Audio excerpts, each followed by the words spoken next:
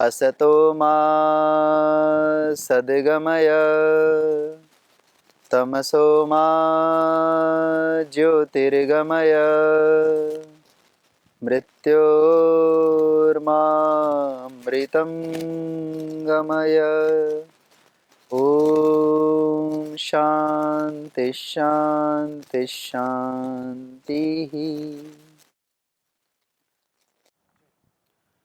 रामायण के रचयिता जो तो महर्षि वाल्मीकि जी हैं, और महर्षि वाल्मीकि जी का परिचय रामायण के पहले श्लोक में ही, जो कि है तपस्वाध्याय निरतम तपस्वी वाग्विदाम्बरम नारदम परिपप्रच्छ वाल्मीकिर मुनिपुंगवम।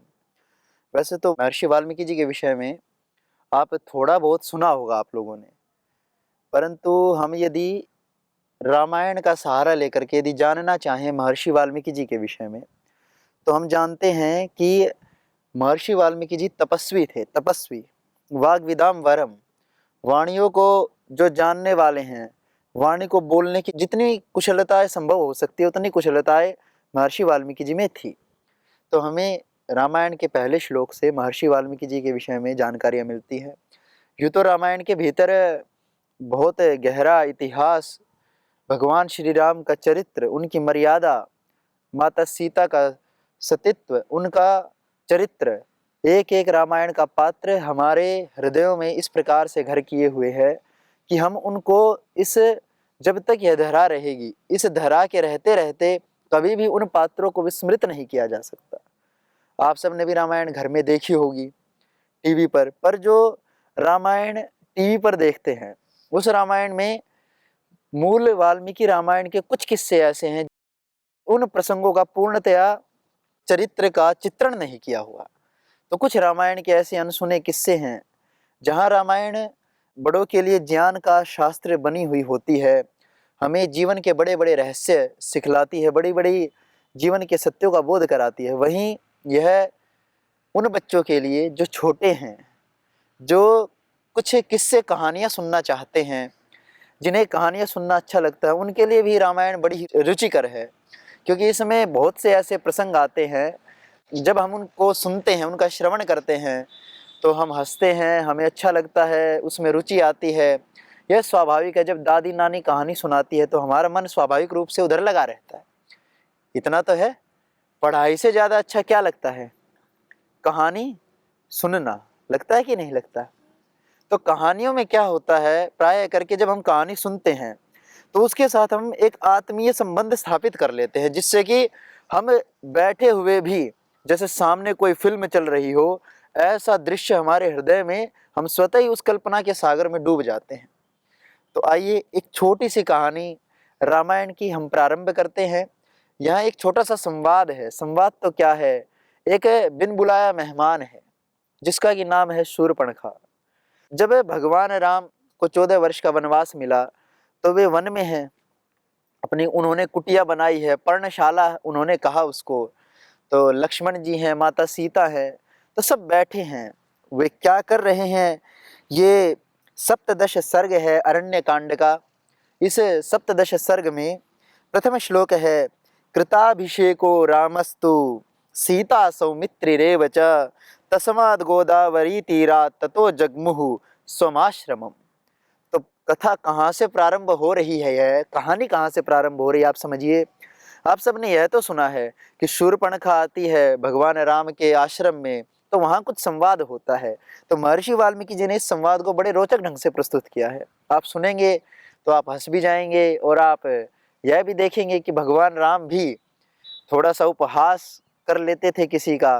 तो यह भी एक भगवान राम का एक अद्भुत गुण भी जानेंगे, और उस कारण से जो बाद में सीख मिलती है इस कथा से, उससे भी आप परिचित होंगे।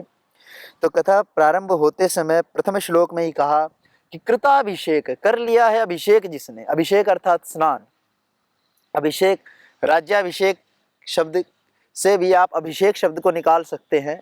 तो अभिषेक शब्द का अर्थ क्या है? स्नान। कर लिया है स्नान जिसने, ऐसे भगवान राम। कृताभिषेको रामस्तु सीता सौमित्री रेव च। और सीता और सौमित्री, सौमित्री अर्थात लक्ष्मण जी, सौमित्री अर्थात सुमित्रा कौन थी? लक्ष्मण जी की माता जी। तो सुमित्रा के पुत्र को, संस्कृत में ऐसी व्यवस्था है, दशरथ के पुत्र को हम राम तो जानते ही हैं, दशरथ के पुत्र को हम क्या कह सकते हैं? दाशरथी। क्या बोल सकते हैं? तो उसी प्रकार सुमित्रा के पुत्र को क्या बोल सकते हैं? सौमित्री। क्या बोल सकते हैं? सौमित्री। तो आपको नए नए शब्दों का भी परिचय हो सकता है यहाँ से। तो सीता सौमित्री रेवच, सीता माता और सौमित्री। सौमित्री कौन? लक्ष्मण जी। ये तीनों तस्माद गोदावरी तीरात, उस गोदावरी के तीर से, गोदावरी नदी के किनारे से स्नान आदि करके, ततो जगमुह स्वमाश्रमम, फिर कहाँ चले गए? स्वम अर्थात अपने, आश्रमम अर्थात आश्रम को, तो अपने आश्रम की ओर लौट पड़े। फिर आगे देखिए, आश्रमम तम उपागम्य राघव स लक्ष्मण कृत्वा पौर्वाणिकम कर्म पर्णशालाम उपागमत। अब क्या हुआ? आश्रमम तम उपागम्य, अब आश्रम को पहुंचकर, आश्रम में प्रवेश करके, राघव स लक्ष्मण, कौन? राघव, राघव अर्थात राम जी, स लक्ष्मण किसके साथ? लक्ष्मण जी के साथ, कृत्वा करके, क्या? पौर्वाहनिकम, प्रथम, अहन अर्थात, अहन शब्द का अर्थ होता है संस्कृत में दिन, दिन के पूर्व काल में, प्रथम काल में ही क्या किया? पौर्वाणिकम कर्म करके पर्णशाला उपागमत, पर्णशाला की ओर चले गए। तो प्रातः काल के कर्म, भगवान राम जी भी उन्हीं मर्यादाओं को जीते थे जिनको आज हम जी रहे हैं, या हम कहें हम उन मर्यादाओं को ही जीते हैं जिनको भगवान राम जी ने जिया।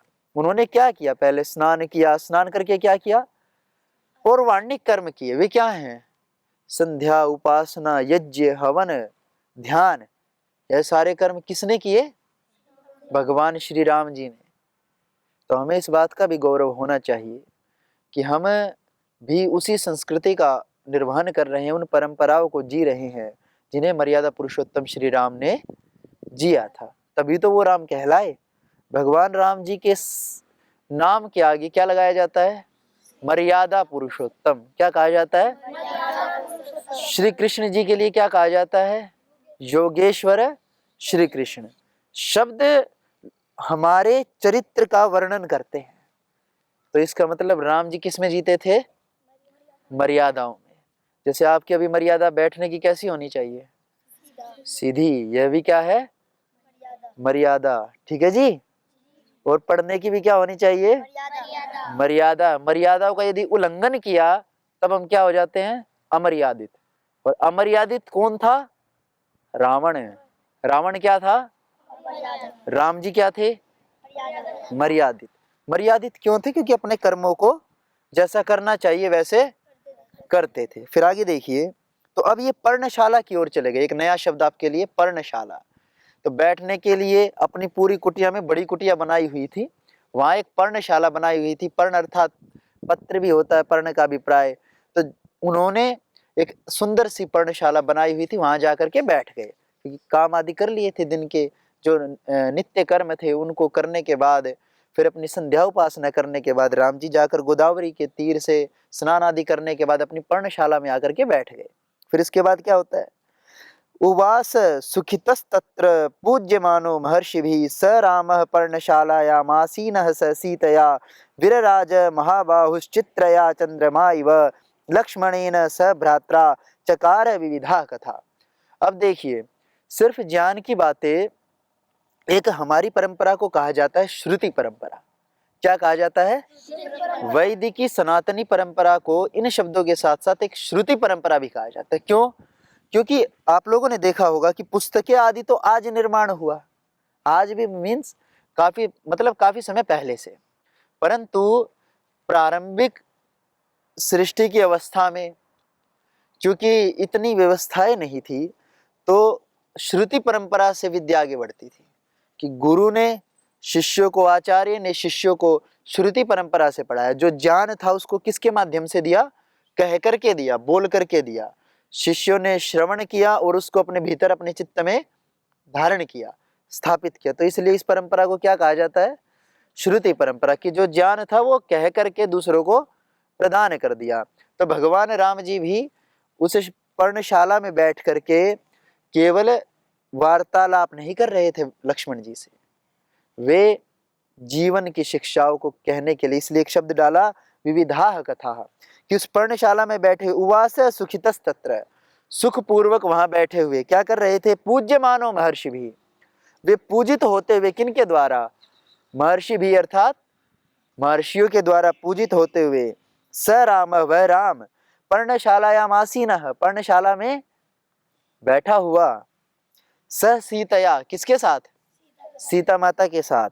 वीरराज महाबाहु, वे महाबाहु महापराक्रमी राम कैसे प्रतीत हो रहे थे? चित्रया चंद्रमा इव, जैसे चंद्रमा के साथ चित्रा नक्षत्र, जैसे चंद्रमा के साथ चित्रा नक्षत्र की शोभा होती है, उसी प्रकार राम जी सीता के साथ शोभित हो रहे थे। लक्ष्मणेन सह भ्रात्रा, और लक्ष्मण के साथ, अपने भाई लक्ष्मण के साथ क्या कर रहे थे? विविधाः कथाः, विभिन्न प्रकार की कथाएं बता रहे थे, कह रहे थे। जैसे अभी हम आपको कह रहे हैं, ऐसे ही वे उस समय की बता रहे थे। किस लिए? कोई शिक्षा देने के लिए। यह तो परंपरा है। क्या परंपरा कहा इसको? श्रुति परंपरा। क्या कहा? अब एक नया शब्द मिला ना, आपका ध्यान नहीं था ना इधर, तो लिखना चाहिए। क्या शब्द डाला? श्रुति परंपरा। इसको अपने चित्त में बिठाइए। फिर आगे कहा तदासीनस्य रामस्य कथा संसक्त चेतसः तम देशम राक्षसी काचिद आजगाम यदृच्छया। अब जरा कहानी आपके, जिसे आप सुनने में थोड़ा रुचि ले, कहानी उस ओर बढ़ रही है। अब एक प्रवेश हो रहा है एक पात्र का। जब साहित्य पढ़ते हैं या कोई नाटक कथा सुनते हैं तो उसमें जो भी कोई होता है उसे किस शब्द से कह देते हैं? पात्र। क्या होते हैं वे? उस कथा के पात्र। भगवान राम जी भी रामायण के क्या है? एक पात्र। माता सीता, श्री लक्ष्मण जी, भरत जी, शत्रुघ्न जी और रावण भी इस कथा का क्या है? पात्र। और शूर्पणखा भी इस कथा की क्या है? पात्र, क्योंकि ये लोग हैं इस कथा में। तो देखिए तदासीनस्य रामस्य, तो राम के बैठे हुए उस समय ऐसी स्थिति कि पर्णशाला में क्या चल रहा है। इसके बाद क्या होता है? कथा संसक्त चेतस है। भगवान राम का, लक्ष्मण का, माता सीता का चित्त तो किस में लग गया? कथा में। कथा सुनने में चित्त लग गया। फिर तम देशम, देश शब्द का अर्थ स्थान होता है। देश शब्द का अर्थ क्या होता है? एक तो देश से हम समझते हैं राष्ट्र, और एक देश शब्द का अर्थ स्थान। तो उस स्थान पर तम स्थानम तम देशम राक्षसी काचिद, कोई राक्षसी, क्या कहा? कोई राक्षसी काचिद आजगाम यदृच्छया, अपनी इच्छा से आ गई। किसी ने बुलाया नहीं, बिन बुलाई मेहमान की तरह आ गई। अब आने के बाद क्या होता है आप सुनिए। सातु शूर्पणखा नाम दशग्रीवस्य रक्षसः भगिनी राम मासाद्य ददर्श त्रिदशोपमम्। कह रहे हैं सातु शूर्पणखा नाम, उसका नाम क्या था? शूर्पणखा। शूर्प बोलते हैं छाछ को। छाछ देखा है? जैसे चावल, धान आदि, कभी गेहूं आदि से छाछ बोलते हैं ना, उसको ऐसे फटकारते हैं, उससे फिर वो भूसा थोड़ा अलग हो जाता है और चावल या हमें मिल जाता है गेहूं, हमें वो अलग हो जाता है। उससे थोड़े थोड़े तिनके उसमें होते, तो उससे फटकार फटकार करके अलग निकालते। देखा हुआ छाछ तो? तब वो थोड़ा सा आगे से पैना होता है, थोड़ा सा आगे लंबा होता है। तो शूर्पणखा अर्थात शूर्प जैसे नख हैं जिसके, नख अर्थात नाखून, तो शूर्प जैसे नख हैं, इसलिए अब किसी के यदि बड़े नाखून हैं तो वो शूर्पणखा वाली कैटेगरी में चला जाता है। ठीक है जी? तो अपने अपने नाखून देख लेना आप, कटे हैं। तो जी आगे कह रहे हैं सातु शूर्पणखा नाम दशग्रीवस्य रक्षस भगिनी। भगिनी अर्थात कस्य? दशग्रीवस्य। कस्य भगिनी? दशग्रीव अर्थात रावण, दशानन। आनन शब्द का अर्थ भी होता है मुख। ठीक है? तो किसकी बहन का प्रवेश हो चुका है? रावण की बहन का प्रवेश हो चुका है। राम मासाद्य, राम को बैठा हुआ देख करके, ददर्श, उसने देखा। क्या देखा? त्रिदशोपमम, राम जी कैसे दिखाई दे रहे हैं? त्रिदश शब्द का अर्थ होता है देवता, तो देवता तुल्य दिखाई दे रहे हैं। एक ऐसी कल्पना है कि देवता स्वर्ग में रहते हैं और उनका शरीर और उनका ओज, उनका तेज इतना है कि लोग उन्हें देखते ही मोहित हो जाए। ठीक है जी। तो देवता जैसे, और इस धरा पर भी कुछ लोग ऐसे हैं जो अपने जीवन को बड़ी पवित्रता से जीते हैं, उन्हें क्या कहते हैं? देवता। उन्हें देव कहा जाता है क्योंकि वे लाखों करोड़ों लोगों के लिए कार्य करते हैं, उनके ऊपर उपकार करते हैं। तो उस उपकार के कारण भी किस तुल्य कहा जाता है उनको? देवतुल्य। और जब एक ब्रह्मचारी भी, ब्रह्मचारिष्णश्चरति रोदसी उभे तस्मिन् देवाः सम्मनसो भवन्ति सदा धार पृथ्वीं दिवं च स आचार्यं तपसा पिपर्ति। तस्मिन् देवाः सम्मनसो भवन्ति, यहाँ भी एक शब्द का प्रयोग करके कहा ब्रह्मचर्य के सूक्त के प्रथम मंत्र में कि जब ब्रह्मचारी तपस्या करता है, क्या करता है? ब्रह्मचारिष्णश्चरति रोदसी उभे तस्मिन् देवाः सम्मनसो भवन्ति। तो इस धरा पर जितने देव हैं वे सारे देव उसके मन के अनुकूल हो जाते हैं। यदि आप इस सृष्टि में रह रहे हर एक देव की शक्ति को पाना चाहते हैं तो आपको क्या करना पड़ेगा? तपसा, तप से। तस्मिन् देवाः सम्मनसो भवन्ति सदा धार पृथ्वीं दिवं च स आचार्यं तपसा पिपर्ति। जब एक ब्रह्मचारी अपने आचार्य को किससे तृप्त कर दे? तप से। भोगों से तृप्त करने के लिए नहीं कहा, किससे तृप्त करने के लिए कहा? तपस्या से तृप्त कर दे। किसको? देवताओं को, आचार्य को। किसको? आचार्य को। और पहला आचार्य कौन होता है? प्रथम आचार्य कौन होता है? माता जी। तो पहले माता जी को, फिर पिताजी को, और फिर अपने आचार्य को, फिर अपने गुरु को। क्योंकि सब अपेक्षाएं रखते हैं ना। माता पिता थोड़े में संतुष्ट हो जाते हैं, आचार्य थोड़े ज्यादा में संतुष्ट होगा, गुरु तो जब स्वयं विराट है तो वे आपसे विराट की ही अपेक्षा रखते हैं, समझे? तब जाकर के एक विराट व्यक्तित्व तैयार होता है। और उस व्यक्तित्व की सहायता कौन करते हैं? देव। तस्मिन् देवाः सम्मनसो भवन्ति। ठीक है जी। फिर सारी प्रकृति उसका सहयोग करती है उसके कार्य में, उसका हाथ बटाने में। ठीक है। फिर आगे कहा दीप्तास्यम। जब अब राम जी तो देवतुल्य, ठीक है, राम जी का तो हमने वर्णन सुन लिया। राम जी कैसे? देवतुल्य। उनका शरीर, उनका रूप, उनका ओज, उनका तेज, सब कुछ अद्भुत। अब जरा शूर्पणखा को भी देख ले कैसी। तो कहा दीप्तास्यम च महाबाहुम पद्मपत्रायते क्षणम गज विक्रांत गमनम जटा मंडल धारिणम। अब जरा सुनिए, एक और है वर्णन शूर्पणखा के रूप का और एक और है वर्णन राम जी के रूप का। तो अब यहाँ पर महर्षि वाल्मीकि जी अद्भुत वर्णन करते हुए दोनों का व्यंग्य पूर्वक, कि राम जी का और शूर्पणखा का रूप का वर्णन करते हुए व्यंग्य में, उपहास में एक बात कह रहे हैं कि दीप्तास्यम, उसका मुख तेजस्वी। भगवान राम का मुख कैसा है? तेजस्वी। महाबाहु, वे महापराक्रमी हैं, बड़ी बड़ी भुजाओं वाले हैं, उनकी भुजाओं में बड़ा बल है। पद्म पत्रायते क्षणम, और उनकी आंखें कैसी हैं? पद्म पत्र के समान, देखने में बड़ी अद्भुत। पद्म पत्र अर्थात पद्म। पद्म किसको बोलते हैं? कमल है। पद्म किसको कहा? कमल। तो पद्म पत्रायते क्षणम, पद्म पत्र के समान, प्रफुल्ल कमल दल के समान विशाल और सुंदर है। गज विक्रांत गमनम, भगवान राम कैसे चलते हैं? एक गज की भांति। गज को कोई भय होता है चलने में? गज यदि जंगल में भी आप चले जाएं और हाथी सामने आ जाए तो भाग नहीं सकते हाथी के सामने। क्यों? कहाँ भागेंगे? हाथी इतना विशाल होता है, पेड़ों को तहस नहस करता हुआ जाता है, समझे? तो कोई रास्ता नहीं होता हाथी के सामने जब हाथी चलता है। और हाथी बिल्कुल कैसे चलता है? निर्भीक होकर के। कैसे होकर के? निर्भीक अर्थात किसी प्रकार का कोई भय जिसके अंदर ना हो, उसको क्या कहते हैं? निर्भीक। तो भगवान राम जी कैसे चलते थे? निर्भीक गमन होता था। एक होता है चिंता में रहना, जो व्यक्ति चिंता में रहता है वो डर करके रहता है, उसकी चाल भी अलग होती है। पर जो व्यक्ति निर्भीक रहता है, जैसे बच्चे भी बहुत निर्भीक रहते हैं, आप लोग भी निर्भीक ही रहते हो। क्यों? क्योंकि आपको कोई चिंता नहीं होती ना, आपको घर परिवार चलाना ऐसी कोई चिंता है, परंतु आपके माता पिता को है, होती है कि नहीं? माता पिता को आपकी चिंता है कि नहीं है? आपको है माता पिता की चिंता? यदि होती, ऐसे जैसे मैं ये कह रहा कि माता पिता बच्चों की चिंता करते हैं कि नहीं करते, पर बच्चे बच्चों की बात कर रहे हैं। वैसे तो आपके भीतर भावनाएं तो हैं, परंतु आपके मन में कितनी बार आता है कि कहीं आज माता जी का सिर दर्द तो नहीं हो रहा, ऐसे आता है? नहीं। आता है जी? आता है कि आज माता जी ने खाना खाया कि नहीं खाया अच्छे से, ऐसे आता है? चलो, जिनके आता है तो वे केयर करते हैं, पर बच्चे तो फिर नटखट भी तो होते हैं थोड़े से, उनके भीतर तो नहीं आता?